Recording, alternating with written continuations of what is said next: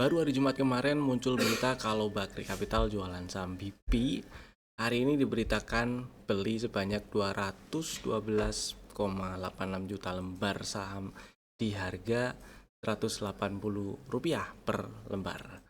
Nilai transaksinya sih sekitar 38,3 miliar rupiah lah ya. Daripada pusing mikirin maksudnya apa sih trading atau gimana, kita lihat respon marketnya aja kayak gimana. Kita lihat dari sisi teknikalnya sekaligus level-level yang perlu diperhatikan. Jadi tonton sampai selesai.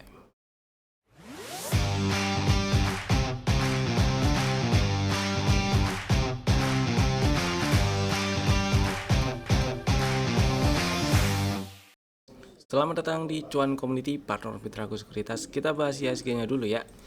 Hari ini melemah, IHSG melemah 1,2%, tutup di 6130,19. Ya, tadi sempat naik lumayan 1% lebih, naik ke 6286,87, ternyata kempes. Dan ya tadi pagi naiknya itu disundul saham-saham grup Barito ya. Kompak lah semua pada naik, kemudian kempes. Dan akhirnya di sesi perdagangan hari ini IHSG tutup melemah 1,2% di level 6130,19. Besok libur, ada 2 hari di pekan ini libur, Rabu Kamis, kemudian buka lagi hari Jumat, plus di hari itu hari terakhir rebalancing MSCI.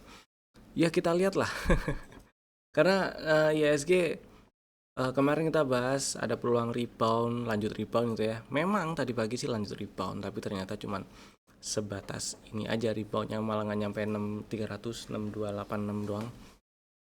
Langsung ada rejection, tutup di 6130 hari ini. Menjadikan peluang untuk lanjut ke 5800 jadi lebih gede. Apalagi kalau hari Jumat itu IHSG-nya tutup di bawah 6095 lah ya, tutup di 6094 ke bawah. Makin besar tuh ke 5800 atau bahkan lebih bawah dari itu. Kita lihat aja hari Jumat tutupannya jadi kayak gimana, atau malah IHSG-nya naik lagi nih ke atas 6200 lagi. Jadi ada beberapa skenario yang mau saya sampaikan ketika lanjut ke bawah. Lanjut ke bawah berarti OTW ke 5800-an. Ya sekarang ini sih memperbesar peluang untuk ke sana sih ya. Tapi ketika IHSG-nya itu balik ke 6200-an lagi, stay di atas itu, maka ada peluang nih yang lebih besar untuk yang ngetes 6400 atau bahkan ngetes area gap di 6600 6700 itu. Gitu sih kurang lebih. Jadi ya sementara ini memang masih tetap hati-hati aja, tetap stay safe, fokusnya amankan peluru, tetap fokus gimana caranya nggak nyangkut gitu ya kalau lagi trading jangka pendek, terutama pakai strategi antisipasinya, mau pakai fitur stop loss, trailing stop, take profit, dipasang semuanya boleh, atau dipantau kemudian di eksekusi manual juga boleh. Itu sih. Kemudian selanjutnya kita bahas stock ideas kemarin nih. Ada 3 saham. Yang pertama AMMN. Strateginya kemarin ngantri 2990 dan belum dapat barang. Harapannya sih turun dulu baru naik ke 3400-an atau lebih ya, atau 3,5 3600 gitulah. Tapi ternyata tadi naik dulu kemudian malah tutup di 3110. Jadi candlenya candle merah kecil dengan shadow atas yang jauh lebih panjang dibandingkan dengan body candlenya. Ya masih bisa dipantengin sih, masih bisa ditunggu di 2900-an. Jadi buat yang masih minat, anterin aja di situ dulu bro. Stop lossnya kalau turun dan tutup di bawah 2710 gitu ya. Kemudian berikutnya BMRI, strateginya ngantri di 4140 4130, dapat nih buat yang pasang antrian di situ 400-an lah ya. Karena dari beberapa waktu yang lalu juga dibahas area tersebut bisa jadi area beli. Yang perlu dihati-hati adalah level 4000. Kalau tutup di 4000 atau lebih bawah, maka ya udahlah, exit dulu nggak apa-apa lah ya. Kita incer area beli yang lebih bawah. Ya bisa jadi kita bisa tungguin di 3700-an itu. Kok 3700 sih? Iya bener ya, 3700. Ya 3700 3500. Begitu. Kemudian berikutnya Tins. strateginya ngantri 3200, low hari ini di 3210. Ya mepet banget ya, kurang satu papan dong. Ya udah nggak apa-apa. Untuk sisa hari bursa di bulan ini atau dalam waktu dekat ke depan lah ya, masih bisa lah diantrin di 3200 atau 3100-an atau 3000 bulat. 200 dan 3000 bulat gitu ngantrinya di dua level itu nggak masalah. Stop loss sama-sama kalau turun dan tutup di bawah 2820. Target TP1 masih di 4000-an ya. Itu. Sekarang kita lihat CPP-nya. Kita langsung bahas dari sisi teknikalnya aja. Detail dari berita ini saya ambil sumbernya dari kanal idnfinancials.com, rilis tanggal 26 Mei hari ini ya, jam 10 lebih 10 pagi tadi. Ya kalian bisa baca sendirilah. Saya lebih tertarik bahas dari sisi teknikalnya aja, daripada bingung mikirin ini maunya kayak gimana sih. Dua hari yang beberapa hari yang lalu lah ya, dua hari yang lalu kalau nggak salah sih ya, 2 hari yang lalu itu muncul berita jualan, kemudian hari ini muncul berita beli. Entah trading atau apapun, kita lihat dari sisi teknikalnya, karena saya pikir lebih bisa mencerminkan respon marketnya gitu ya, untuk kita para trader dan investor retail yang tanda kutip napas pendek. Nah, si PP kalau kita lihat dari puncak Februari sampai sekarang bisa dibilang ini downtrend, memang downtrend karena ya ada zigzag lower high lower low yang kebentuk. Kita bisa tarik garis-garisnya, atap dan bawahnya ini dia ngebentuk satu channel arahnya ke bawah, bearish channel gitu ya, dan belum ada satu tanda bullish reversal yang cukup oke gitu. 2 hari yang lalu, hari Jumat tanggal 22, itu dia hijau menguat 7% dan volumenya cukup gede. Di sini memang terbuka satu peluang rebound. Kalau misalnya rebound, kemarin sebenarnya saya pernah dibahas nih, kalau rebound area 198 sampai 200 itu masih memungkinkan sekali untuk jadi area resisten. Kenapa? Karena ya area ini nih 198 sampai 200, 190 sampai 200 itu kan pernah jadi support ya, kemudian di breakdownnya itu ini bikin drop, kemudian bikin base, lalu lanjut ngedrop. Dan di sini sebelum nyampe di 200 saya ingat saya pernah belum sih, ini belum dibahas atau udah, area 188 itu memungkinkan sekali jadi resisten. Nah ini ya, ternyata sampai sekarang masih direspon jadi resisten. Ketika berhasil breakout 188, maka peluang selanjutnya atau arah selanjutnya ke sekitar 198-200 itulah ya.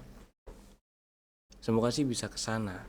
Nah, tapi nggak menutup kemungkinan juga nge-swing ke bawah dulu. Nah, nge-swing ke bawah dulunya ini yang mesti diperhatikan, mesti hati-hati, terutama buat yang punya barang. Hati-hati kalau tutupannya di 170 atau lebih bawah. Kalau tutup di 170 atau lebih bawah ya pertimbangkan exit dulu gitu, nggak apa-apa kali ya, antar sebagian atau seberapa, tinggal atur money management dan seterusnya. Karena di bawah ini masih ada area yang memungkinkan untuk jadi support, yaitu di 133, 120 gitu ya. Memungkinkan jadi support di situ kalau dites, dan area ini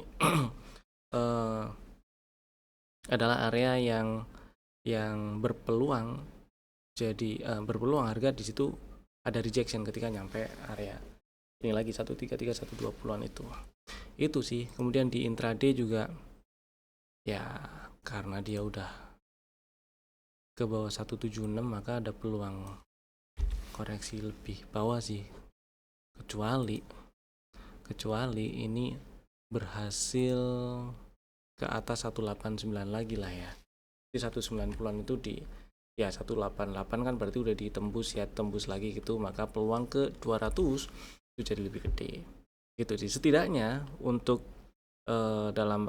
untuk waktu dekat ke depan. Kalau misalnya ada yang masih punya barang dan masih pengen hold itu tadi ya areanya ya 170 ke bawah, kalau tutup di 170 atau lebih bawah hati-hati. Bawahnya lagi itu 150, kalau sampai ke bawah 151 nggak enak tuh, peluang ke 130-annya jadi makin gede gitu ya. Udah gitu, mudah-mudahan cukup memberi insight. Kemudian kita bahas saham yang di request nih. Ada beberapa saham yang di request, kali ini ada 2. Yang pertama, Supa. Nah, Supa, oke. Cenderung sideways sih ya. Supa makin lama range-nya makin menyempit, makin kecil gitu kan. Volume juga makin sepi. Saya nggak ngerti ini lagi pegang barang atau enggak. Jadi ya kita lihat area-area yang ini kira-kira bisa jadi area yang mungkin penting itu ya. Kalau dilihat dari zigzag harganya dari puncak yang kebentuk all time high dia sampai sekarang turun up. Oke. Jadi ya bisa dibilang range sideways-nya memang lebar sekali. Jadi pertama area ini nih 790 800 790-an tuh ya. Kalau sampai turun tutup di bawah 800 itu hati-hati banget. Maka peluang untuk lanjut ke bawah lagi jadi makin gede. Gitu sih. Dan sebaliknya ketika dia berhasil stay di ya 870-an lah ya, stay di situ dulu 870-an, kemudian 70. Oke, kemudian dia stay di 900, lebih enak 900 sih. Stay di atas 900 ke atas 920-an, apalagi stay di atas itu ini lebih enak. Maka peluang untuk lanjut ke atas ini nih ke 1070 ya, 1070 1090 1100 1070 1100 itu makin besar. Misal kita perspektifnya persempit aja ya, segini doang. Misal kita anggap ini ada setup, ini bisa boleh-boleh aja, sah-sah aja. Terus ini 905. Nah, maka kita bisa ambil area belinya itu di 850 dan 815. Ngantri di dua level itu boleh. Artinya sekarang tutup di 840 itu lagi ada di area beli sebenarnya. Mau beli di sekarang juga nggak masalah. Poinnya stop loss kalau tutup di bawah 790 dan target TP1 ada di 975, paling enggak nyamperin 930 900 lah ya, nyamperin 900 itu udah oke lah. TP dulu di situ juga nggak masalah. Semoga cukup menjawab, mudah-mudahan nggak lagi nyangkut ya. Kalau misalnya ada barang dan masih mau hold, level yang dipantau 790 ini. Kalau di breakdown apalagi tutup di bawah 790, hati-hati. Next, Petro, saham kedua yang ditanyain. Oke, Petro kalau kita lihat zoom out dikit, ini dia lagi ngetes area yang memang sudah ditandai dan masih direspon jadi area support. Nah, pertanyaannya bisa rebound nggak? Karena memang faktanya ya ini area 4130 4160 masih jadi resisten ya. Jelas banget sih ini bekas support.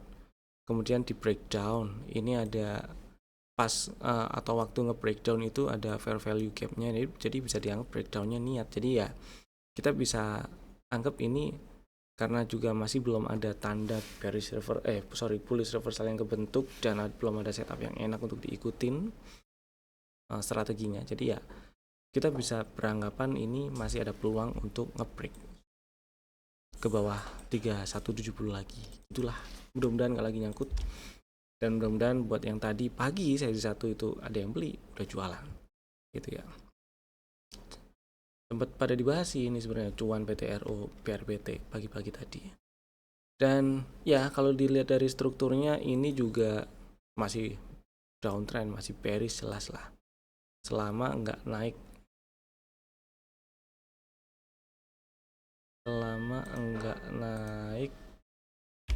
breakout tutup bertahan di atas 6875.